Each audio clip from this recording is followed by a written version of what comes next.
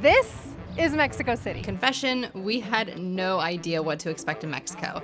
But after exploring the largest city in North America, we've fallen in love with this place. I love Mexico City. That was so cool. Before we get into this epic week, allow us to introduce ourselves. We're Sarah and Tony, and over the next several months, we're going to be taking you on adventures all around the world. And our first stop is a place that's been at the top of our travel list for years. We made it to Mexico City. We have a full week here to explore, and we're going to try to do some things you can only do here. Of course, it's starting to rain as I try to film this. But despite the rain, Mexico City has always been one of those places we dreamed of visiting. So when we found tickets from Tampa for $300, well, we had to jump on it. So this week we're going to be visiting some of the famous plazas, trying local food from some markets and street vendors, going on some adventures outside of the typical tourist circle, and hopefully by the end of the week we will make it to a Luche Libre match, because that is all that Tony has been talking about. But for me, I just want tacos.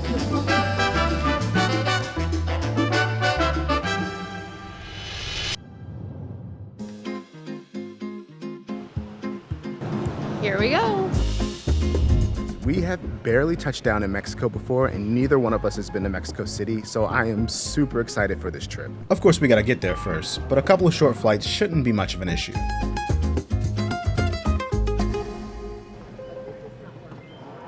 You excited?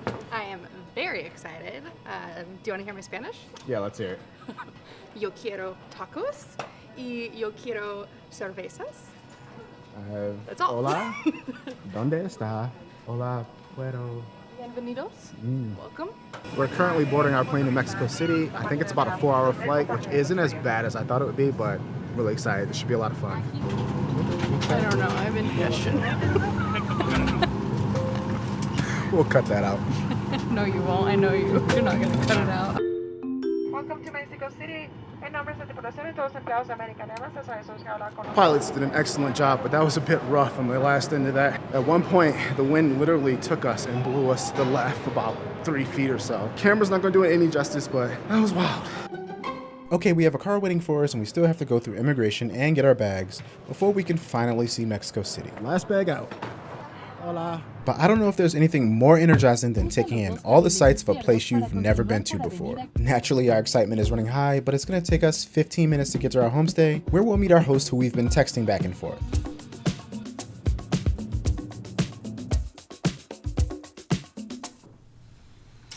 Oh, okay. Oh, All right. Tony. Wow. New digs. This is $43 a night. I just did this through booking.com. I don't know how that compares to costs elsewhere in Mexico City, but it seemed pretty affordable. This is like a local stay. We are in someone's house, and according to the reviews, he cooks us breakfast every single morning. You're going to be like my rats, laboratory rats. Our B&B host, Octavio, said he was preparing breakfast. We had no idea it was this insane. Like, this is so much food, and it all looks just really good. Too much food? This is a lot of... I saw that you're hungry. We're gonna eat it. I saw that you're growing. Yeah, no, thank you so much. You're growing. Only taste.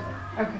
Tell me if this is good for you. Okay? This is natural coffee, boiled as an old tradition. It's a tequila, and this is mezcal. Thanks to Octavio, he took us through how he prepares traditional Mexican coffee and breakfast, and he does this every morning for guests. But sometimes the coffee has a little bit extra. Mornings here in Mexico City quickly became our favorite part of our day. Delicious.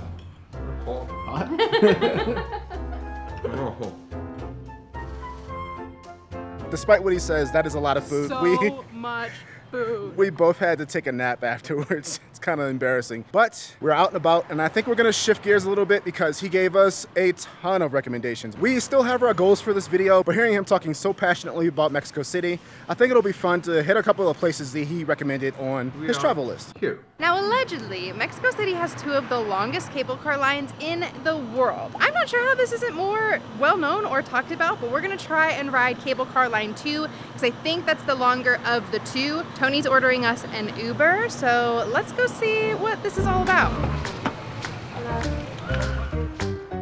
It's gonna take us about 30 minutes to get there, which is a bit out of the way of the normal tourist circles, but as a traveler, anytime you can find something that feels off the beaten path, it's worth checking out.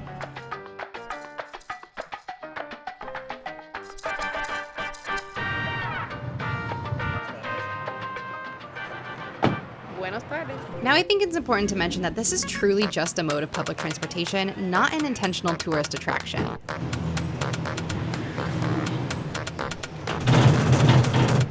Shaky. Yeah. Ooh, this gets pretty high.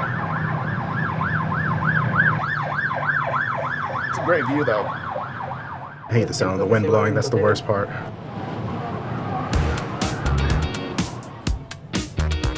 So cool because all the roofs here have like beautiful murals on them. I think we need to paint a FareDrop one. The benefit of challenging myself for height things is that the higher the thing I can do, when it's lesser, I feel a lot better. So like I think this is good.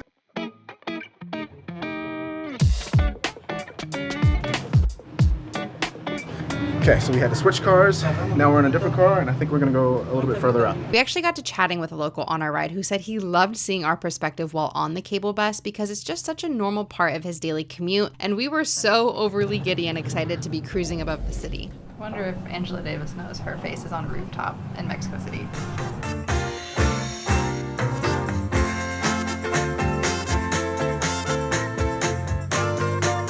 That was so much fun, and for only 7 pesos one way, can't beat it. The cable bus ride was fun, but it's time to head back and get ready for my favorite thing in the world, tacos. We are staying in the Roma Norte neighborhood, which if you know anything about Mexico City, Roma Norte is kind of the hip and trendy neighborhood. And typically when you have hip and trendy neighborhoods, you also have some hip and trendy prices. So we are still gonna hunt for some tacos at a reasonable price, but first we need to go take out some pesos. Hello. Smooth.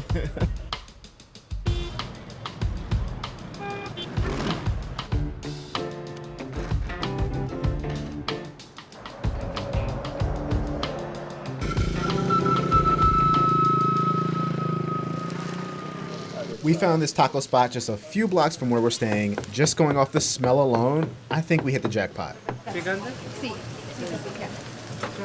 This one is the cappuccino. Not sure what's in it, but it looks like there's 3 different types of meats. So it's got some, I think, chorizo in it. Adds just a little bit of spice to it. Perfection. Oh my god. Wow. It's so good. We're gonna need to get more. Round 2. So good. It's like stupid good. As soon as we had walked up to this place, someone was like, you need to try this. And then he pointed to campuchanos specifically. Are you happy he did? Yeah, for sure. Bomb. Bomb. And then he told us to put pineapple on the pastor. And he told us to get full onions to eat. Yeah, he ordered those for us. Do yourself a favor and indulge in the street food. These tacos cost us less than $5. All right, real quick, we briefly mentioned FareDrop earlier in this video, but let's break it down a little bit further. FareDrop is a service that alerts subscribers of the best flight deals from their preferred airports, which is super helpful for budget-conscious travelers like us who want to travel a lot more and spend a lot less. Every single day, the FareDrop team combs through millions of flights and only sends you the best deals, like ours to Mexico City. Want to know a secret? The typical price for this trip was $550, but FareDrop alerted us that there were tickets for $300 round trip, saving us $250 each. FareDrop's deal settings are completely customizable, which means you're only getting the best deals that are the most relevant to your travel dreams, which is how we ended up in one of our top travel destinations without paying top dollar. We've got a lot more to share about FareDrop, but in the meantime, see for yourself and try it out for free at the link in the description. Okay, we have more to see.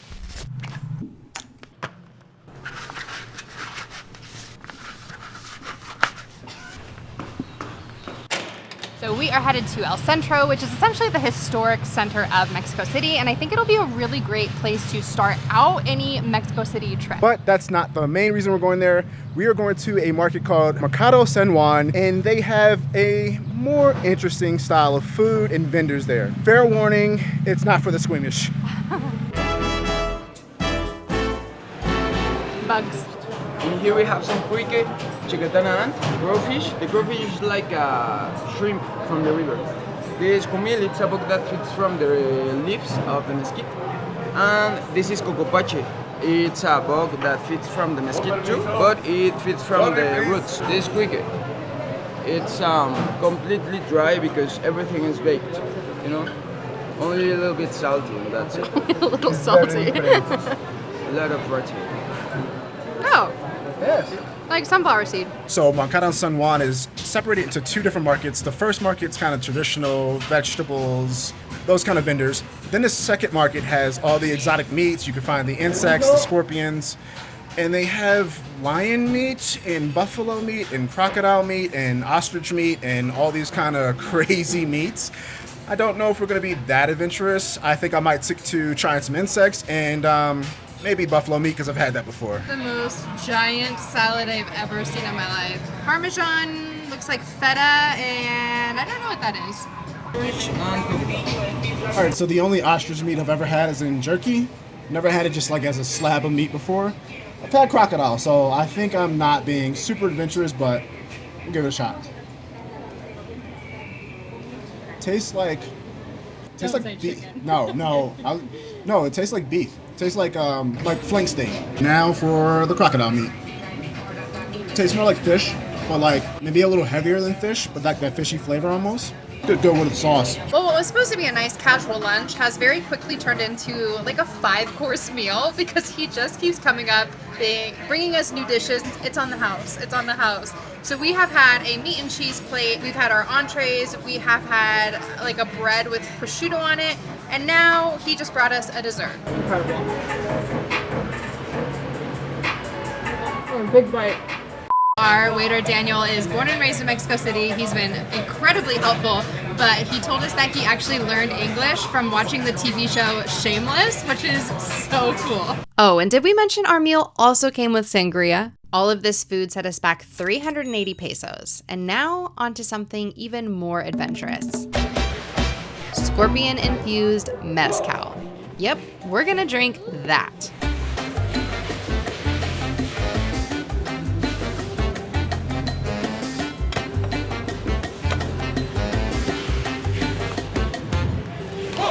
She said to do the orange first, and then the shot, and then the lime.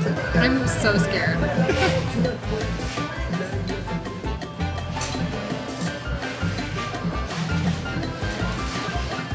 My limited Spanish knows this is naranja, mezcal, I guess, and then limon.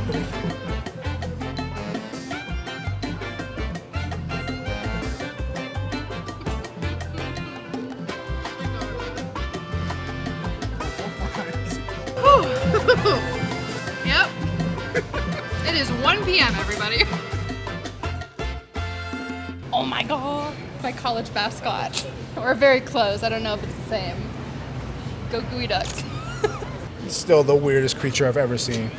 Well, that was amazing. The hospitality here in Mexico City has been incredible, and I don't know why I wasn't expecting that, but every single person that we meet comes to us with tons of recommendations. Daniel had a specific one for a mezcal place right outside the market, so I think we're gonna meet him back here on Thursday, and he said he would take us there himself, so that is very exciting. So I can't speak Spanish past an 8th grade level. Sarah, she's been committed to her Duolingo for like the past 4 years, so her streak is pretty crazy. But I think by the time... Liar. Have you not been committed to your Duolingo for 4 Oh, I years? have, but it's not good. No, I didn't say it was good. I said you've been committed to it. So you're a lot better than I am. But I think by the time this week is over, I'm going to try to have a conversation with somebody in Spanish. And that might be like 2 sentences, but I think that'll be an accomplishment. Yeah, I think once you're here, you start to like pick up on it more. It's just contextual is hard, and they speak so fast. We do speak fast. So I'm trying to understand, and I'm like... Where my Duolingo is like, tenemos?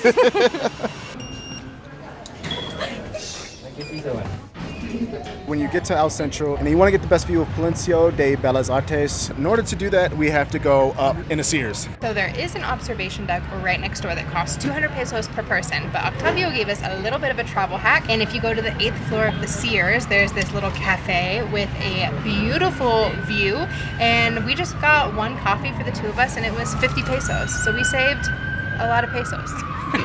Nice. Muchos pesos. Something I love about Mexico City is that there's always going to be music playing somewhere.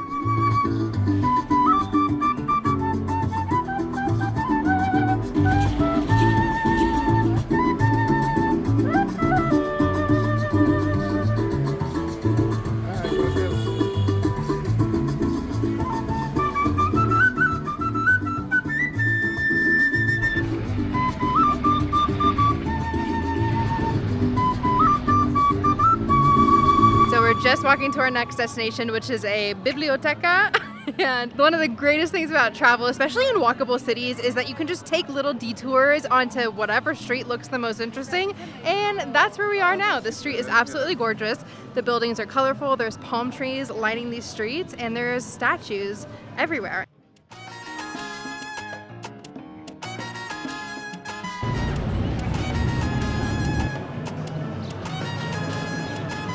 Mariachi.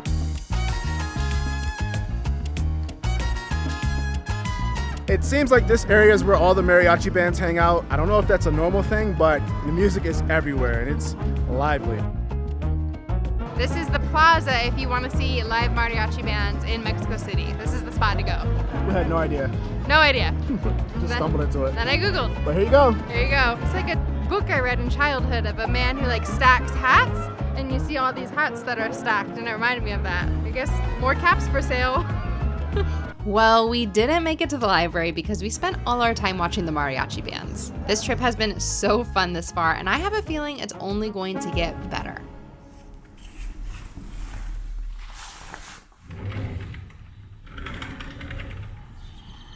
Good morning. Sorry, my hair is a little crazy. Yesterday we covered a ton of ground in the city and it hasn't really been hot, so I think I kind of forgot to drink more water. Sarah was telling me that the elevation here is more than 2,000 feet higher than Denver, Colorado. Spoiler alert, that's where we're headed next. Also explains why our bodies have taken a little longer to get used to it. But today should be a lot of fun too because we are going to see the Venice of Mexico City. But first, we have another breakfast with Octavio. Well, what we are going to do to make nopales? So what are nopales? The nopales are the leaf of the cactus. Well, first the nopales have a little sticks here, and the person who sells keep out of the sticks. Got it. You can cut in many ways. Welcome to another morning in Octavio's kitchen. Gonna make this when we go home. Where am I gonna find cactus leaves? You can find them. Oh, it does get like goopy. Safe to say, Octavio has introduced us to foods we would have never tried on our own, and his suggestions so far have been top-notch. So we're gonna head to another place he pointed out. We're headed to an area of town that's called Xochimilco. It's like where a series of canals run through the city. The reason I say it's like Venice is because boat captains push barges through these canals, much in the same way gondolas are used in Italy. I actually think it might be a mix of Venice meets the floating markets in Thailand, making it its own unique experience. Xochimilco is about 45 minutes outside of the city center, and you can get there by taking a few different modes of public transit, but we decided to opt for an Uber. So you can pay for an organized tour here at Xochimilco, but I think what we're gonna try and do is just get on a boat and see what it costs and see how far we can get with bargaining. Just know that no matter what mode of transportation you use to get here, whether it's Uber, public transit, or maybe your tour guide is picking you up, there will be people on bikes near the roads of this entrance to try and deter you and get you to another spot. Luckily, we had a really good driver that was just like, no. And so he brought us to the main pier, which is the correct place. Hi guys, you want to rent a boat, my friend? How much? 600 per hour. 600 per hour? Okay. Private? See, private, only for you. Okay. Okay, no more people. No more people. For your Perfect. safety. Perfect.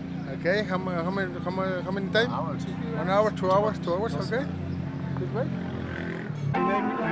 Jose Luis. Jose Luis, Jose Luis. Sarah, and Tony. Tony. Yes. Okay. Welcome, amigos. Jose Luis here led the way and got us all settled in on our boat, Lupita. This place is crazy. Like, it's Friday and it's supposed to be like the chill day, and like Saturday and Sunday is supposed to be an intense day. I can't even imagine what that's like on the weekends. There's like mariachi bands and vendors all along the river. We actually got a mariachi band just to start out. Happy songs, romantic. Paid 220 pesos, Happy songs. and they serenaded us with a song, and it worked out well.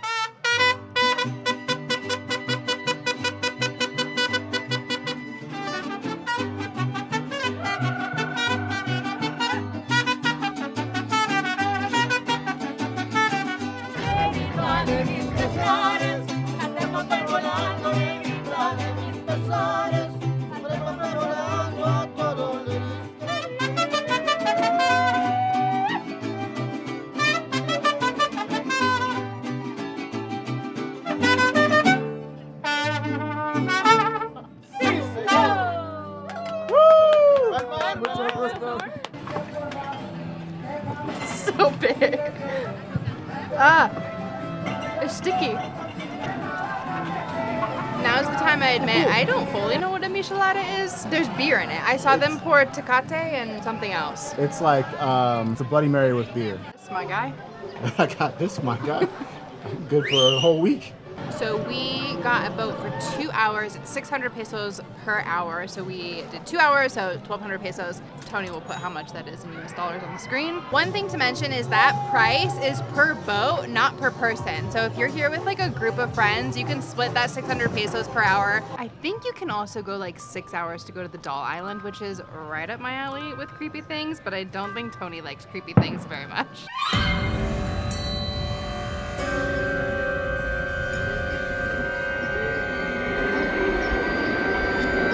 Yeah, nope. Sarah can go. I'm gonna be sipping this michelada though. This place gets a reputation as like a party area, but as you make your way down the river, you really see that like people live here and this is how they make their living, and they're just enjoying time here. Like, look at this.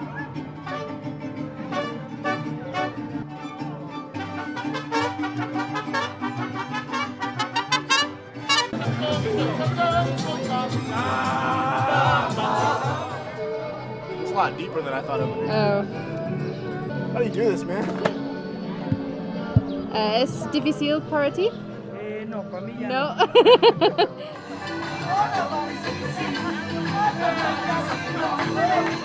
Where are you going? I don't know. You're going to the side.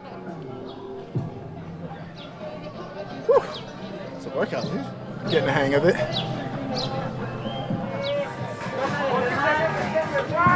¿Tú tienes pulque? ¿Cuánto? ¿Cuánto cuesta? Ah, okay, so they have pulque. The best way I can explain that is like mezcal, but like made in fermented and made in the old ways, like the ancient ways. ¿Cuánto cuesta? 120 litros. Natural. Natural?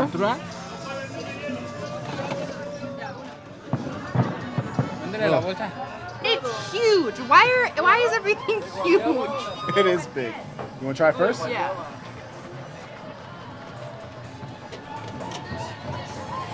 I don't know what it tastes like. It's sorry. It definitely tastes fermented. I'll drink it.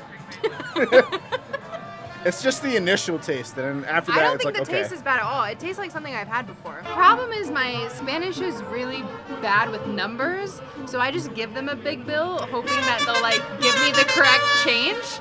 And so this was 70 pesos. I gave them a $500 bill. They were like, I don't have change for this. So then I gave them like 300, and then he gave me back the 200. And you just gotta hope people are honest with travel, and they were. What you think? That was fun. Definitely like probably a touristy activity, but really cool. I think you should still come and do this. The michelada is getting to my head. Yeah, definitely recommend doing this. But I think we're gonna freshen up and maybe sober up a little bit before we head to Luche Libre. I think this would be a great activity if you're like a group of friends, like a bachelorette. I think would have a ball doing this. That would be awesome. Okay, now we're headed to Luche Libre. Tonight's the night we head to our first Luche Libre match, and I should probably explain why I'm so excited about this. See, growing up as a child in the 90s, I watched a lot of WWE. At the time, it was WWF. So, you know, The Rock, Stone Cold, Undertaker, D-Generation X, all great wrestlers. But my favorite wrestler was Rey Mysterio, and his roots start right here in Luche Libre. I've seen Nacho Libre. Also, we decided to opt for kind of a guided tour experience for this because we get a local guide that's going to explain to us all there is to know about Luche Libre. I think we get 2 shots of tequila, some tacos, and a Luche Libre mask. We'll let you know at the end if that was worth it or if it'd just be more worthwhile going through Ticketmaster or right at the box office where it's a lot more affordable. Also, as you can see, we have our t-shirts for the evening, so we are fully prepared for the night. Well, we'll see about that. Nowadays, the Lucha Libre is considered one of the national sports from our country, okay? So, at the same time, my friends, we have some legends for the Lucha Libre, like for example, the Santos, the Blue Diamond, and the Mil Máscaras, the Tinieblas, okay? Okay, so Vanessa was explaining the rules. She said there's 2 sides, there's the good guys and the bad guys. I'm kind of rooting for the bad guys, but the bad guys always break the rules. And they also have like different types of matches. They have a mask versus mask match in which you don't really know the identity of who the wrestler is until after they lose, and then they have to remove their mask and reveal their identity. So it's kind of cool.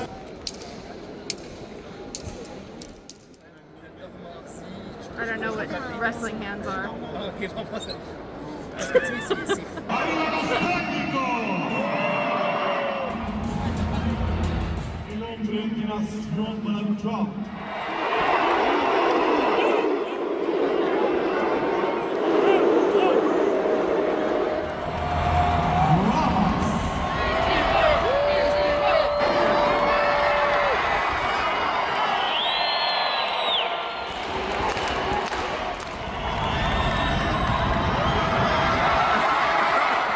What'd you think?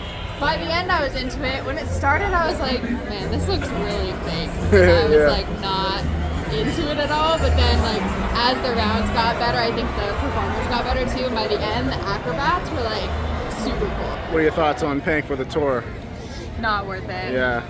Yeah, we didn't get like some of the things that we were supposed to get with our ticket package, I guess. Our guide was great. She was very nice, but don't do the tour. I would buy your tickets, better yet, I would just buy your tickets directly at the box office. We spent way more money than we should have. Don't do the tour. Well, Luche Libre was surprisingly more fun than I thought it would be, but tomorrow has something slightly different in store. Well, it is Sunday here in Mexico City, and really the whole place transforms on Sundays. This street that we're on now, which is La Reforma, shuts down to car traffic, and it's just meant for cyclists and runners and rollerbladers. One of the things that we love most about Mexico City is all of the use of the outdoor spaces. Every single day there are people outside enjoying their city in the public spaces, and it is just really wonderful to see. Never seen city space used like this widely. It is pretty incredible, and I think what makes it even more impressive is that this is every weekend. I feel like when I've seen this many people like outdoors and cycling, it's like a one-time event in a big city, but if this happens every weekend, I think that's amazing. So this is Chapultepec Park, and actually Octavio told us to come here first, but on Sundays the museums are free, and it's like an amazing place to be right now. Like everyone's out and about, and it's such a cool environment. It's really incredible, like just how many people are out here. This park is so nice. It's got like a Central Park vibe to it, except it's nicer. It is a little nicer. I think it's apparently bigger too. It seems like it would be bigger. Yeah, and there's like museums, there's just people about, there's bikers everywhere. So much park space, just like so many people enjoying the outdoors, and it's really awesome. And I'm not like a big park person, but like I could see myself coming here, especially every Sunday. The Google results are in, and Chapultepec Park is more than double the size of Central Park.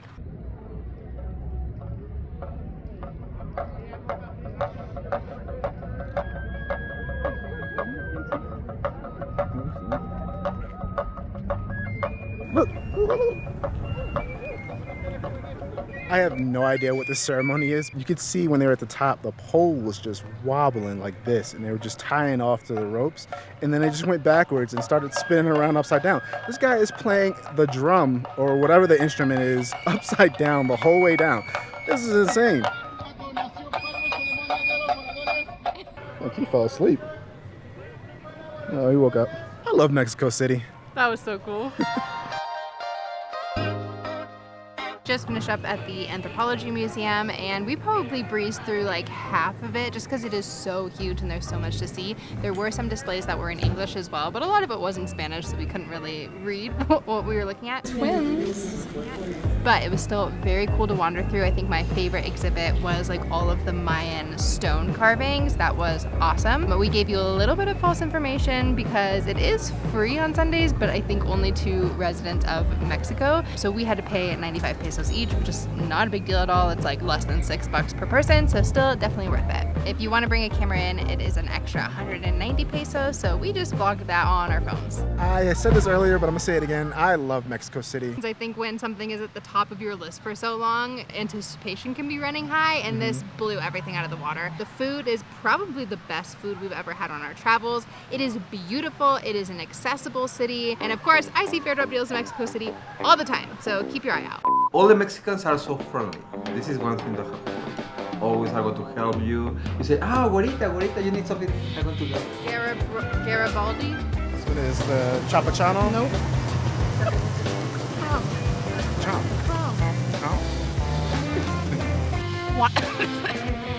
It's super helpful. Why did I point to myself?